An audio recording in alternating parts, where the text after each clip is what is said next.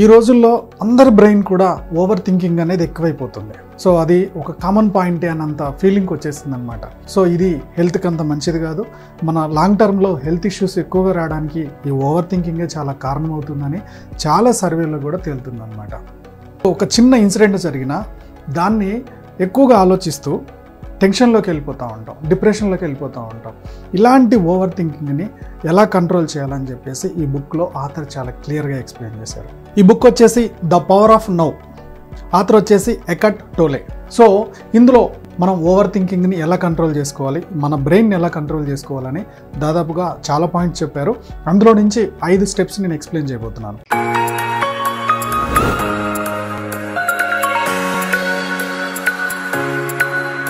Hello friends, welcome to money మంత్ర. నేను మీ రామకృష్ణ. మన రోజు లైఫ్కి సంబంధించి, ఫైనాన్స్కి సంబంధించి, డైరెక్ట్ సెల్లింగ్కి సంబంధించి చాలా టాపిక్స్ మాట్లాడుకుంటాం కదా. ఈరోజు మనం లైఫ్కి సంబంధించిన ఒక బుక్ సమ్మరీ గురించి మాట్లాడుకోబోతున్నాం. ఈ బుక్ వచ్చేసి The Power of Now, author వచ్చేసి ఎకర్ట్ టోలే. సో ఇందులో మనం ఓవర్ థింకింగ్ని ఎలా కంట్రోల్ చేసుకోవాలి, మన బ్రెయిన్ని ఎలా కంట్రోల్ చేసుకోవాలని దాదాపుగా చాలా పాయింట్స్ చెప్పారు. అందులో నుంచి 5 స్టెప్స్ నేను ఎక్స్ప్లెయిన్ చేయబోతున్నాను. మీరు ఆఫీస్లో ఎవరితో ఒక ఫ్రెండ్ తోటి చిన్న డిస్కషన్ అయిపోయింది. అతను మిమ్మల్ని ఏదో నెగిటివ్గా అన్నాడు. సో ఇంటికి వచ్చేసారు. ఇంటికి వచ్చిన తర్వాత నన్ను ఎందుకు ఇలా అన్నాడు ఏంటి అని బాగా ఆలోచిస్తున్నారు. బాగా లోపల కోపం వచ్చేస్తుంది. ఓకే, సో ఈ థింకింగ్ తోటి అర్ధరాత్రి 2 అయిపోయింది, అయినా నిద్రపోలే. ఓకే, ఇదంతా కూడా ఓవర్ థింకింగ్ అనమాట. లేదు, మీరు ఏదో రేపటి నుంచి ఒక ఎక్సర్సైజ్ చేయాలనుకుంటున్నారు. సో రేపటి నుంచి ఎక్సర్సైజ్ చేయాలనుకున్నప్పుడు ఇవాళ మేము పొద్దున్నే లేవాలి, ఓకే, సో జిమ్కి వెళ్ళాలి, సో జిమ్లో అది ఆ పని చేయాలి, ఈ పని చేయాలని ఆలోచిస్తూ అర్ధరాత్రి 1 గంట అయిపోయింది. సో ప్రతి దాన్ని కూడా ఇంత ఓవర్గా థింక్ చేయడం కూడా హెల్త్కి మంచిది కాదు. సో ఒక చిన్న ఇన్సిడెంట్ జరిగినా దాన్ని ఎక్కువగా ఆలోచిస్తూ టెన్షన్లోకి వెళ్ళిపోతూ ఉంటాం, డిప్రెషన్లోకి వెళ్ళిపోతూ ఉంటాం. ఇలాంటి ఓవర్ థింకింగ్ని ఎలా కంట్రోల్ చేయాలని చెప్పేసి ఈ బుక్లో ఆథర్ చాలా క్లియర్గా ఎక్స్ప్లెయిన్ చేశారు. సో ఈ టెక్నిక్స్ని ఫాలో అవుతూ దాదాపుగా మనం మన బ్రెయిన్ని చాలా కంట్రోల్లో ఉంచుకోవచ్చు అనమాట. ఫైనాన్స్కి సంబంధించి ఎలాంటి ఇన్ఫర్మేషన్ తెలుసుకోవాలనుకున్నా, డైరెక్ట్ సెల్లింగ్ బిజినెస్ గురించి ఎలాంటి ఇన్ఫర్మేషన్ తెలుసుకోవాలనుకున్నా డిస్క్రిప్షన్లో మా వాట్సాప్ గ్రూప్ లింక్ ఇస్తున్నాను. అందులో లాగిన్ అయిపోయి మీకు కావాల్సిన ఇన్ఫర్మేషన్ మాకు వాట్సాప్ చేయొచ్చు. సో మరి ఇంత ఓవర్ థింకింగ్ని మనం కంట్రోల్ చేయాలంటే మనం ఏం చేయాలి? First of all the real reason behind over thinking. అసలు ఈ ఓవర్ థింకింగ్ రావడానికి మెయిన్ కారణం ఏంటి అనేది మనం కనిపెట్టగలగాలి. ఎగ్జాంపుల్కి మీరు మీ ఫ్రెండ్ వాళ్ళ దగ్గరికి వెళ్ళారు, అక్కడ సమోసాలు పెడుతున్నారు అనుకున్నాం. సో ఈ సమోసాలు తినడం వల్ల లూజ్ మోషన్స్ అవుతున్నాయి. నెక్స్ట్ సొల్యూషన్ ఏంటి? డాక్టర్ దగ్గరికి వెళ్ళాలి అనేది. డాక్టర్ దగ్గరికి వెళ్ళడానికన్నా ముందు ఫస్ట్ సొల్యూషన్ ఏంటంటే ఆ సమోసాలు తినడం ఆపేయడం. సో ఆ సమోసాలు తినడం ఆపేస్తే ఫస్ట్ లూజ్ మోషన్స్ కంట్రోల్లోకి వస్తాయి. ఆ మెడిసిన్ వల్ల ఇంకా తొందరగా రికవరీ అవుతాం, అంతే కదా.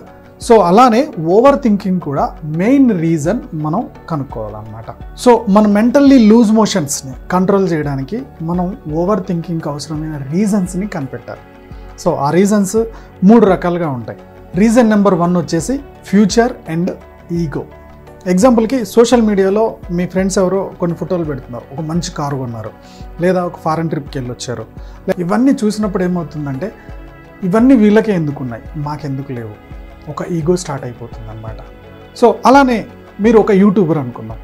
యూట్యూబ్లో మీరు చాలా మంచి వీడియోస్ చేస్తున్నారు, కానీ దానికి వ్యూస్ రావట్లేదు. కానీ ఒక పిచ్చి థంబ్నెయిల్స్ తోటి ఓకే జనాల్ని అందులో ఏం మ్యాటర్ లేకుండా అట్రాక్ట్ చేసేవాడికి ఎక్కువ వ్యూస్ వస్తున్నాయి.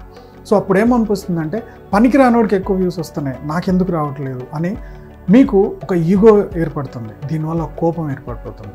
ఈ కోపం వల్ల లైఫ్లో ముఖ్యంగా మన థింకింగ్లో ఒక హోల్ ఏర్పడుతుంది అన్నమాట. ఈ థింకింగే మనల్ని ఓవర్ థింకింగ్లోకి తీసుకెళ్తుంది. అంటే ఈ ఈగోనే మనల్ని బాగా రెచ్చగొడుతుంది. సో వాడి ఛానల్ ఎందుకు ముందుకు వెళ్తుంది, నా ఛానల్ ఎందుకు వెళ్ళట్లేదు, లేదంటే వాళ్ళకి ఎందుకు ఇవన్నీ వస్తున్నాయి, నా దాకా ఎందుకు రావట్లేదు, సో నేనేం చేస్తే ఇవన్నీ నా దగ్గరకు వస్తాయి. ఈ వాంట్స్ అన్ని కూడా మనకి మనశ్శాంతి లేకుండా చేస్తాయి. గౌతమ్ బుద్ధ ఏం చెప్తారంటే ఐ వాంట్ హ్యాపీనెస్ అని ఎవరన్నా అతని దగ్గరికి వెళ్తే అతను ఏం చెప్తాడంటే ఫస్ట్ ఐ అనే దాన్ని తీసేయి. ఐ అంటే ఈగో, నాకు హ్యాపీనెస్ కావాలి, నా అనేదే సగం ప్రాబ్లమ్స్తో స్టార్ట్ అవుతుంది. ఐ అనేది తీసేయి. నెక్స్ట్ వాంట్ అనేది తీసేయి. వాంట్ అంటే నాకు ఇది కావాలి అది కావాలన్నప్పుడు మాత్రమే ఈ మనశ్శాంతి ఖరాబ్ అవుతుంది, ఓవర్ థింకింగ్ అనేది ఎక్కువ అవుతుంది. సో ఆ డిజైర్స్ని తగ్గించాయి. ఎప్పుడైతే ఆ డిజైర్స్ని తగ్గించేస్తావో నీకు హ్యాపీనెస్ కంపల్సరీ ఉంటుందంటారు గౌతమ్ బుద్ధ. సో ఈ over thinking reasons main comparison.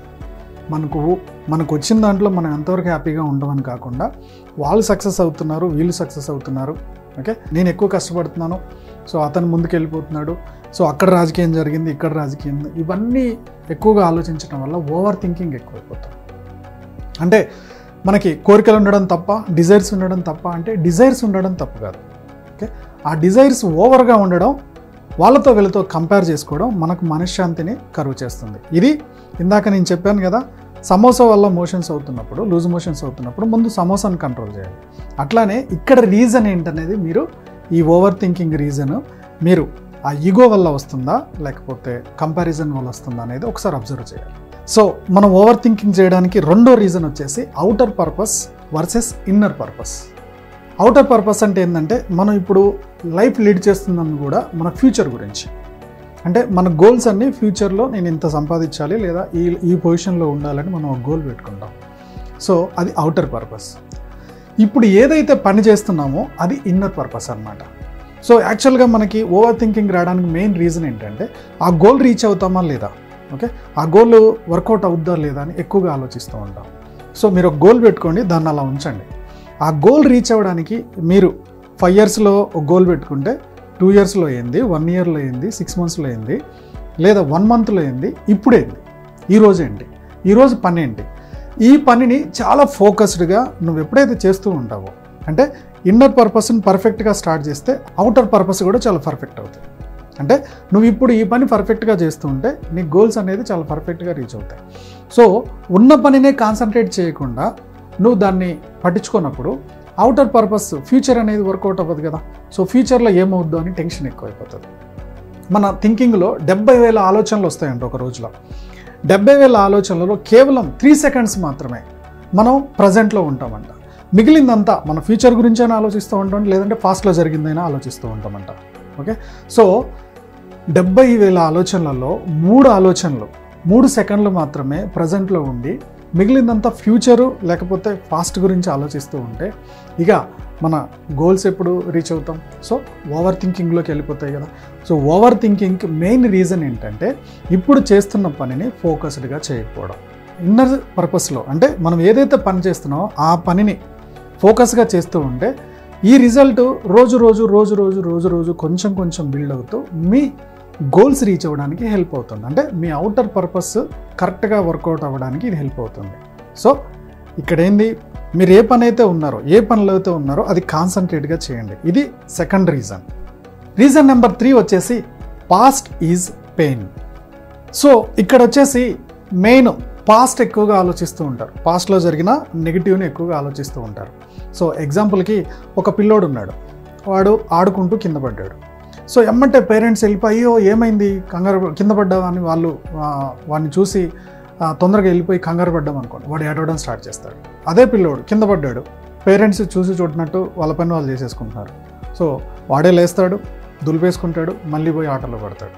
So ఇక్కడ ఏంటంటే పేరెంట్స్ అటెన్షన్ ప్లే చేస్తే వాళ్ళు ఏడుస్తున్నాడు, పేరెంట్స్ పట్టించుకోకపోతే వాడి పని వాడు చేసుకుంటున్నాడు. సేమ్ అలానే మన ఆలోచనలు కూడా ఎవరో ఏదో అవమానించారు, సో దానికి ఎక్కువగా థింక్ చేస్తూ దాన్నే రిపీటెడ్గా ప్లే చేస్తూ ఉంటారు. ఎగ్జాంపుల్ చెప్తా. ఎగ్జాంపుల్కి ఎలా ఉంటుందంటే మనకు ఒక సాంగ్ నచ్చింది యూట్యూబ్లో, ఆ సాంగ్ 1-10 సార్లు ప్లే చేసుకుంటున్నాం కదా. సేమ్ అలానే ఆ జరిగిన ఇన్సిడెంట్ని వీళ్ళు ఎలా అన్నారు, అలా అన్నారు, అంత మాట అన్నారా, ఇంత మాట అన్నారా, నేను వాళ్ళకి అది చేశాను, ఇది చేశాను, నేను అంత తోపు ఇంత తోపు అని ఓవర్గా ఆలోచిస్తూ ఉంటాం. ఈ ఆలోచనలు ఓవర్ థింకింగ్కి వెళ్ళిపోయి మనకు మనశ్శాంతి లేకుండా చేస్తాయి. సో దీనికి ఇంకొంతమంది ఏం చేస్తారంటే ఈ ఓవర్ థింకింగ్ని సడన్గా కూడా ఆపేస్తారు. సడన్గా ఆపేసినా కానీ మనకి అది చాలా ప్రాబ్లం అవుతుంది. సో ఓవర్ థింకింగ్ సడన్గా ఆపేస్తే ఏమవుతుందంటే నాకు ఈ నెగిటివ్ ఆలోచనలు రావద్దు అని మీరు ఎంత ఫోర్స్గా ఆపేస్తూ ఉంటారో మీకు నెగిటివ్ ఆలోచనలు అంత ఎక్కువగా వస్తాయి. ఇది కూడా రాంగే. దీనికి సొల్యూషన్ వచ్చేసి సరెండర్ అండ్ యాక్సెప్ట్. సో ఈ సిచ్యువేషన్లో నాకు అవమానం జరగాల్సిందే, ఓకే. సో నేను అలా ముందుకు వెళ్ళకపోతే బాగుండేది, లేకపోతే నేను ఇలా అనకపోతే బాగుండేది.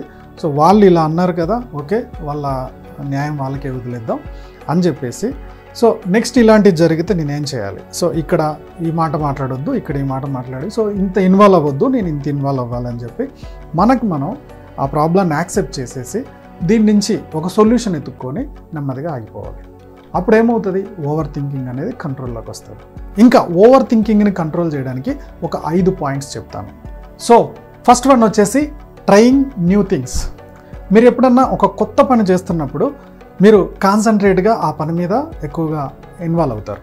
ఎప్పుడైతే ఆ పని మీద ఎక్కువగా ఇన్వాల్వ్ అవుతూ ఉంటారో మీకు ఏదైతే బాధ పెట్టిన విషయాలు, మిమ్మల్ని ఫ్యూచర్ గురించో పాస్ట్ గురించో భయపెడుతున్న విషయాలు, బాధ పెడుతున్న విషయాలు ఏవైతే ఉంటాయో అవి గుర్తురావు.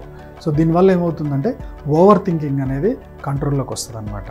సో ఇది ఫస్ట్ చేయాల్సిన మొట్టమొదటి పని. కొత్త పనులు చేయండి. కొత్త పనుల్ని ఫోకస్డ్గా, ఎప్పుడైతే కొత్త పనులు చేస్తారో ఫోకస్డ్గా చేయడం స్టార్ట్ చేస్తారు.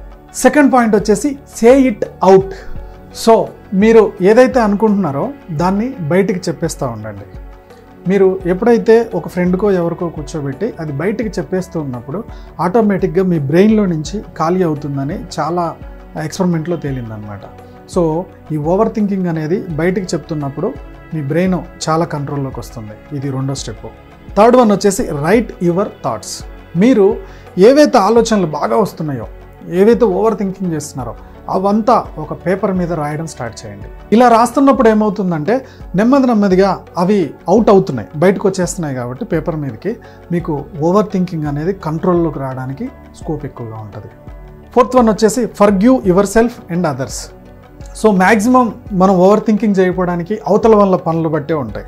ఆఫీస్లో ఎవరో మన గురించి నెగిటివ్గా చెప్పడం, లేకపోతే ఇంకేదో నెగిటివ్గా మాట్లాడడం, ఇవన్నీ కూడా మనకి బాగా కోపం తీసుకొస్తాయి. దీనివల్ల నెగిటివ్ ఆలోచనలు వస్తాయి, వాళ్ళ మీద రివెంజ్ తీసుకోవాలని ఆలోచనలు వస్తాయి. దీనివల్ల ఓవర్ థింకింగ్ ఎక్కువైపోతుంది. సో మీరు ఏం చేస్తారంటే ఒకవేళ మీరు ఏమైనా మిస్టేక్ చేసినా మిమ్మల్ని మీరు క్షమించండి. సో ఇలా జరగకూడదు, ఇంకెప్పుడు మనం ఆ పని చేయొద్దు.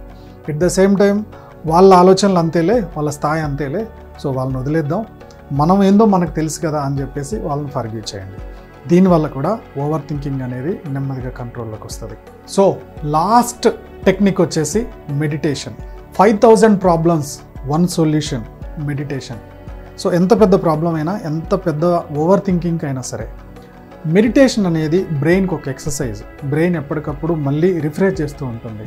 ఓకే, సో మెడిటేషన్ ప్రాక్టీస్ చేయడం ద్వారా ఈ ఓవర్ థింకింగ్ని నెమ్మదిగా కంట్రోల్లో చేసుకోవచ్చు అన్నమాట. Okay friends, so over thinking చేయడానికి కారణాలు ఏముంటాయి, ఆ కారణాలను ఆపడం ఎలా, తర్వాత వాటికి మెడిసిన్ ఏంటి అంటే 5 రకాల మెడిసిన్స్ని మీకు చెప్పాను. సో ఈ పాయింట్స్ తోటి మీరు ఓవర్ థింకింగ్ని కంట్రోల్ చేసుకోవచ్చు. ఈ బుక్ కావాలంటే డిస్క్రిప్షన్లో నేను బుక్ లింక్ ఇస్తాను. ఆ బుక్ చదివి ఇంకా మీరు ఓవర్ థింకింగ్ గురించి బాగా కంట్రోల్ చేసుకోవడానికి తెలుసుకోవచ్చు. ఫైనాన్స్కి సంబంధించి ఎలాంటి ఇన్ఫర్మేషన్ తెలుసుకోవాలనుకున్నా, డైరెక్ట్ సెల్లింగ్ బిజినెస్ గురించి ఎలాంటి ఇన్ఫర్మేషన్ తెలుసుకోవాలనుకున్నా డిస్క్రిప్షన్లో మా వాట్సాప్ గ్రూప్ లింక్ ఇస్తున్నాను. అందులో లాగిన్ అయిపోయి మీకు కావాల్సిన ఇన్ఫర్మేషన్ మాకు వాట్సాప్ చేయొచ్చు. ఈ టాపిక్ నచ్చింది అనుకుంటున్నాను. నచ్చినట్టయితే లైక్ చేయండి, కామెంట్ చేయండి, షేర్ చేయండి. Go self made.